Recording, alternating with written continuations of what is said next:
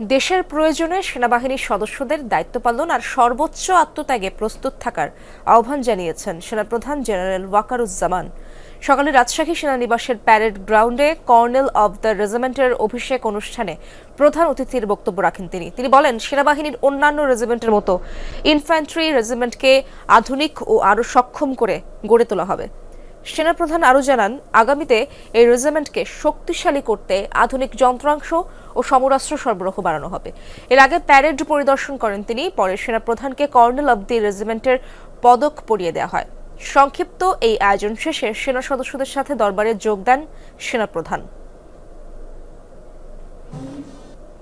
আমি আশা করব বাংলাদেশ ইনফ্যান্ট্রি রেজিমেন্টের প্রতিটি সদস্য তাদের উপর অর্পিত দায়িত্ব সর্বোচ্চ শৃঙ্খলা এবং পেশাদারিত্বের সাথে পালন করবে। এই রেজিমেন্টের প্রতিটি সদস্য দেশের যে কোনো প্রয়োজনে স্বতঃস্ফূর্তভাবে দায়িত্ব পালন করবে এবং প্রয়োজনে নিজেদের জীবন উৎসর্গ করতে প্রস্তুত থাকবে।